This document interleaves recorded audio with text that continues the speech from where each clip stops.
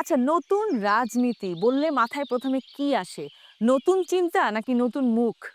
নতুন মুখ আমি হলাম। কিন্তু আমার চিন্তা চেতনায় যদি সেই পুরনো রাজনৈতিক ধ্যান ধারণাই থাকে, তবে আসলে পরিবর্তন সম্ভব না। নতুন চিন্তা একদমই ৫ই আগস্টের পরে নতুন চিন্তা নিয়ে যারা রাজনীতি করবে, আগামী প্রজন্ম তাদেরকেই মূলত সংসদে দেখতে চাবে। সংসদ না, শুধু সকল জায়গায় দেখতে চাবে। এখানে আমাদের যারা নেতৃত্ব পর্যায়ে বা যারা দেশ লিডারশিপ করবেন, তাদের চিন্তাধারা, তাদের চিন্তাভাবনা কিরকম হয় বা তারা কিভাবে মাইন্ড সেটআপটা করে সেটার উপরে সম্পূর্ণ ভিত্তি করে। আমরা উন্নত একটি রাষ্ট্রে কিভাবে পরিণত হতে পারি, আমরা পৃথিবীর মাঝে আমরা বাংলাদেশটাকে কিভাবে প্রমোট করতে পারি, সুক্রালোজ থেকে তৈরি স্কোয়ারের জিরো ক্যাল চিনিবাদ মিষ্টি স্বাদ। কিভাবে আমাদের জাতিগতভাবে উন্নত করতে পারি, কিভাবে প্রযুক্তিগতভাবে উন্নত করতে পারি, কিভাবে শিক্ষাগতভাবে আমরা বিশ্বের মাঝে আমাদের তুলে ধরতে পারি। আমার কাছে মনে হয় এখন আমাদের পিছিয়ে আর তাকানোর সময় নাই। এখন আমাদের সকলের উচিত আমরা সকলেই সম্মিলিত মিলে আসুন আমরা দেশটাকে একটি সুন্দর জায়গায় নিয়ে যাই। আমাদের দেশকে ভালোবাসি। দেখেন আগে সনাতনী একটা ব্যাপার ছিল যে আমি যদি এবার নির্বাচনে জিতি তাহলে এই এলাকার ব্রিজটা আমি করে দেব, কালভার্টটা আমি করে দেব। ওই যদি ৭২ থেকে ধরি, মানে যখন যে চেয়ারম্যান আসছেন, এমপি আসছেন, যারাই আসছেন ওই একই কথা বলছেন যে এবার এখানে এই বড় প্রতিষ্ঠানটা আমি করে দেব, যেটা হয়ে থাকে। কিন্তু আসলে এই প্রজন্ম এই বড় ব্রিজ কালভার্ট এটা চায় না। সত্য কথা বলতে এটা চায় না, এরা চায় আধুনিক প্রযুক্তি চায়।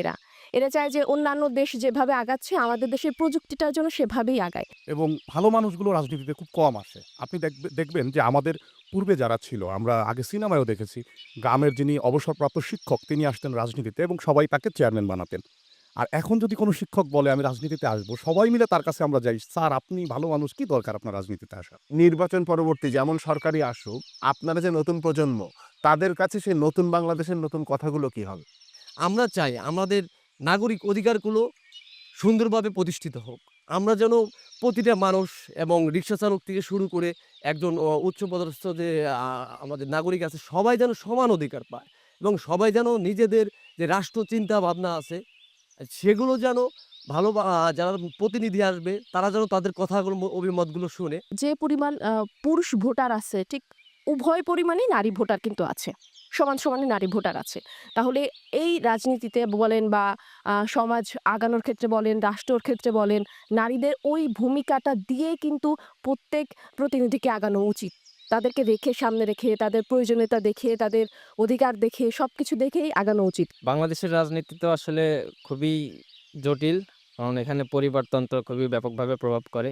তো আমরা তারা যারা তরুণ প্রজন্ম আমরা আসলে চাই না যে এই পরিবারতন্ত্রের ভিতর সীমাবদ্ধ থেকে কোনো রাষ্ট্র ক্ষমতায় এসে তারা রাষ্ট্র পরিচালনা করুক।